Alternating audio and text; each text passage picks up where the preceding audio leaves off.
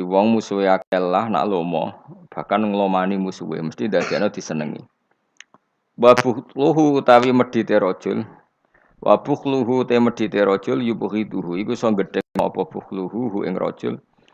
Auladi maring anak-anake rajul. Dadi wong nak medhit anake apa gedeng. Ning tanggane diservis mbek wong tuane gak diservis. Akhire luwih seneng apa? Tanggane. Nyileh sepeda motor wae bapake ora oleh, malah akhire nyileh kancane. Akhire ra utang jasa mbek bapake, utang jasa mbek wong tuane. Kalau nanti cerita elek banget, ora trimo elek banget. Ada orang soleh, menawa rada goblok. Mestine ya goblok. Wong soleh iku saking fanatike anak, didik anak ora oleh numpak sepeda motor, ora oleh nyetel TV. Sehingga cerita wong soleh iku tuwek, sepuh-sepuh meh mati niku sowan kula, mbek nangis. Anak iku ilang katut tangeran ning di pokoke irang. Gara-garane iku pertama cah iku iso numpak sepeda motor ya disilai kancane, roh rasane ndelok TV ya disilai tanggane. Akhirnya nyuwun sewu tangga iki lala rapati salat ngejak anake wong saleh iki ning perantau ning Jakarta. Akhirnya lam yusolli, katut ra salat. Iku nangis. Nangis iku siji nangisi anake, nomor loro nangisi tobat. Tobat getun kula riyen mbek Ki Nur Salim iku Gus rapati cocok. Perkarane ambek anak kok longgar, ambek jenengan ya rapati cocok mbek anak longgar. Saniki kula anak. Dadi kula niku tobat njaluk sepura wis kadung ra disepuro jenengan wis kliwat ta niku. Mergo terus tak omongi, bapak kula niku luwih di perhitungan timbang jenengan. Jadi tadi ya bener anak rawapati oleh delok TV ku apik, tapi probleme ketika kamu terlalu melarang, iki marsale bocah. Bocah ketika terlalu dilarang ndelok ning tangga. Ya nek ndelok ning tangga tok ora masalah, tapi ngrasa utang jasane. Sing dadi masalah kan ngrasa utang.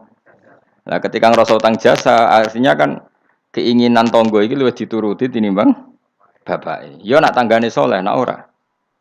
Utawa nak terus nyimpul ngene, ternyata kelakuane wong salat mbek sing ra salat apa sing ra salat ora sing ra salat iku lomo, sing salat medhe. Nak nganti kesimpulane ngono piye? Oh parah kan, ternyata prilakune wong ra salat luwih apik timbang sing salat. Fa inna hadzal musolli sing salat iki bakhil, sing ra salat lomo. Mulane aku nak ono kiai medhit ku kiai aneh. Pomne wis medhit narjet nak pengajian njuk bayaran aneh meneh malah wis super aneh malah. Mareni ngono utek-utek niku mareni. Mesti nak saleh iku sing menisan ya saleh ya lomo, minimal iku ikhlas. Nak ra iso lomo ikhlas. Dadi fair. Wong liya ya ora mbok arep-arep kowe ora kena diarep-arep wong fakir, paham ya, tapi ikhlas. Niku yang paling saya khawatirkan. Makanya kemarin pas acara 100 harinya Mbah Mun, kula bela Mbah Mun niku mati-matian termasuk yang saya bela adalah Mbah Mun itu baik sama siapa saja, termasuk mbek wong fasik. Karena tadi kalau orang fasik itu utang jasa mbek wong soleh, setidaknya kepengen niru wong soleh. Tapi nek wong fasik hanya punya utang jasa mbek wong fasik, dia akan selalu terikat sama orang fasik. Misalnya ketemu koncone fasik disangoni, ketemu koncone fasik ditraktir, pas ketemu wong soleh disinisi. Akhirnya mbek wong soleh dendam, ambek wong fasik tertarik kan. Makanya saya punya hadis untuk makalah itu. Ra'sul akli ba'dal iman billah at-tawaddud ilan nas wastinaul ma'ruf ila kulli barrin wa fajirin. Jadi setelah akal mengantar kita iman billah, akal harus kita gunakan untuk supaya kita berperilaku simpatik dan berbuat baik kepada siapa saja ila kulli barrin, baik kepada orang baik maupun orang fajir, orang lajur. Logikanya tadi, misalnya Zaid itu fajir, ketemu tambahannya fajir ditraktir, dikeimangan, ketemu soleh di sini sih. Dia nggak mungkin tertanam simpatik sama orang soleh karena kenangannya buruk. Sementara sama orang fasik dia tertarik karena kenangannya baik. Kayak apa buruknya kita kalau ngandapi semua? Mengenai saat orang soleh itu ya apian kabeh. Bapak mbok sapa ya apik. Mbah Mun ya apik. Kita tahu dulu Gus Dur mbek sapa ya sawante ya. Karena tadi ada filosofinya, seperti itu ada ilmunya. Tapi ya ana wong sing ilmune iku mok tuke wong apik, wong elek apiki kurang penggawean ya wis ilmune lagi tok kono ya apik wae pancen ngajine lagi tok kono. Kapan-kapan diulang meneh. Ditambahi ilmu ya paham. Tapi mau cerita kira usah tersinggung. Mergo ilmu ya tok kono. Lah iya iku tak naikno kelas maksudnya iku. Nangis anak ilang mergo lam yusolli wa lam yasum. Kedua yang ngrasa dosa mbek bapak, terutama mbek bapak karena dia orang sepuh. Ya Nur Salim anak dujul. Saya itu masih ingat betul.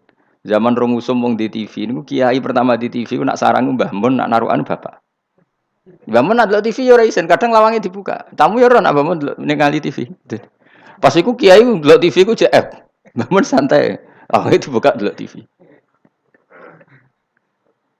Dulu ya kiai do eskal cuma wong alim biasa lah dorawani kan biasa kan sing melanggar wong alim kan dorawani. Ya gremeng ya akhirnya dadine gremeng. Biasa long soleh kan tukang gremeng biasa. Tapi orang itu akhirnya sadar karena tadi dia gak diperhitungkan. Iki bocah, bocah itu ya selawase bocah. Ketika dikekang delok TV ini wong tuane malah delok ning tonggo. Yang parah adalah dia merasa utang jasa ya mbek tonggo. Pertama numpak sepeda motor ya disilai temannya. Akhirnya koncone iku wayahe umur kerja katut. Karena di rumahnya dia koyo neraka, ora tau dikek dhuwit sebelah ikon ngaji. Servisnya kurang kok. Perintahnya banyak. Wong tentara wis digaji. Satpamnya digaji. Iki kan kon ngaji terus tanpa gaji. Lan kula ambek anakku sembayang pun. Lho anak kula terus digugah biasa nganti sakniki. Memang itu ajaran saya. Istri saya itu kan keluarga Sidogiri itu dulu eskal. Zaman Bi Haji Alid Hasan itu anggar bete juk dhuwit kula turulah digugah. Memang saya perintahkan. Dulu ya eskal istri saya tapi tak terangno. Orang paling harus terganggu oleh anaknya itu orang tuanya. Nah aku ra digugah terus jaluk mbak-mbak kangkang sakit mbak-mbak kangkang. Orang harus terganggu oleh anaknya itu orang tuanya. Kalau Sidogiri kan adatnya kan enggak sopan seperti ini. Saya bilang sopan itu kebutuhan setelah ilmu. Menurut ilmu adalah anak yang harus diganggu anak itu orang tuanya itu menurut ilmu. Sopan kok sih, bakas kok sih. Nomor loro telu. Aturan ilmu ditegakkan dulu. Bahwa jadi korban anak harus orang tuanya. Ketika anak ingin uang harus orang tuanya yang jadi korban. Jangan orang itu ilmu. Yang kedua kalau kita baru bicara etika. Nah iso jaluk pas tangi masalah iki bocah. Lah nak nuruti etika aku yo dhuwit aku yo pas aku seneng pas apian. Akhirnya bojoku nurut, karena bojoku ya keluarga kiai suka ilmu. Saya gede-gede ge mari piyambak, anggere gede-gede ge isin piyambak mari napa? Piyambak. Tapi kan jelas bocah iki utang jasane mbek wong tua. Bahkan saiki sudah gede mikir, bapak iku apik tenan turu tak gugah wae gak tersinggung. Lho kula biasa 10 menit turu digo anak kula jam mlaku-mlaku iki kula mlaku-mlaku. Berapa kali saya ngaji terlambat 10 menit, 5 menit gara-gara anak kula nembe dugi lunga, piyambak jam mlaku-mlaku tak turuti. Karena jangan sampai kita ini misalnya demi ngaji, anakku njok mlaku-mlaku ora tak turuti. Akhirnya anak saya itu dendam sama ngaji. Gara-gara ngaji aku gak dijak mlaku-mlaku bapak. Akhirnya nganggap ngaji ku problem. Akhirnya roh rohin itu problem jadi gitu. Oh bapak demi keriting memang kan. Roh Mustafa demi jenggot kan itu. Kan panjang. Wah akhirnya roh rai-rai iki rai trauma kan. Nah, itu kan gak bagus. Tapi nak tetap mlaku-mlaku, nggak wes bar pas mlaku-mlaku tetap ngaji. Anak itu punya kesimpulan ternyata saya masih nomor 1. Keriting nomor 2. Keritingnya ya maklumi nak waras. Umpamanya aku ora anake kadang. Makanya saya itu dugaan saya kenapa Rasulullah ketika beliau sujud Hasan Husain ini menganggap Rasulullah digo jaran-jaranan. Cara Jawa digo napa? Rasulullah ditumpaki mbek Hasan. Sing masyhur itu Hasan. Ya tentu Hasan Husain tapi sing ning riwayat itu Hasan. Iku Rasulullah lama sekali sujud. Sampai sahabat itu karena saking dekatnya wahyu, zaman itu cara berpikir ahadasa fihi syai'un atau ahadasa fin nabi syai'un. Apa nabi ada wahyu baru sehingga sujud selama itu. Jadi sahabat belingu ya penting. Akhirnya orang sing ndangak ya rugen-rugen niku ndangak. Mergo sujudnya agak wajar apa? Kan nabi kan tentu istiqomah, biasanya 2 menit ya 2 menit, biasanya 1 menit. Ini kok sampai 5 menit semua. Akhirnya sahabat sing gak terima ndangak. Iki ada wahyu baru bahwa aturan sujud harus selama itu. Ndangak. Jebule ono Hasan. Oh iki to perkarane.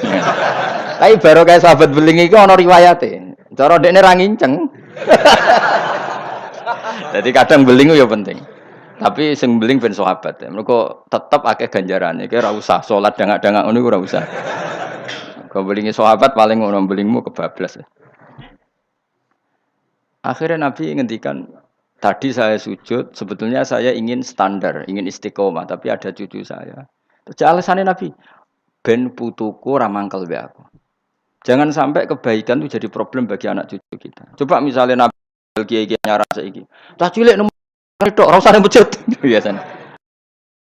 Itu, nek ana cah cilik teko jare karena khotibe tersinggung, pidato ora dirungokno. dia momen jadi khotib kan ngono kok diganggu apa? Biasanya sing ngamuk khotib. Dulu pernah beberapa masjid itu kayak pengumuman anak kecil kan. Iku sing nglawan kula tangan sekitarku. Ben dolanan nang masjid. Dolanan gerbang malah kowe sampe bingung. Ngrame ya ben ganggu wong khotbah. Gak penting syarat rukun. Secara aku ngono iku ora penting wis. Penting wis. Kula Jumatan ora tau meneliti ngono.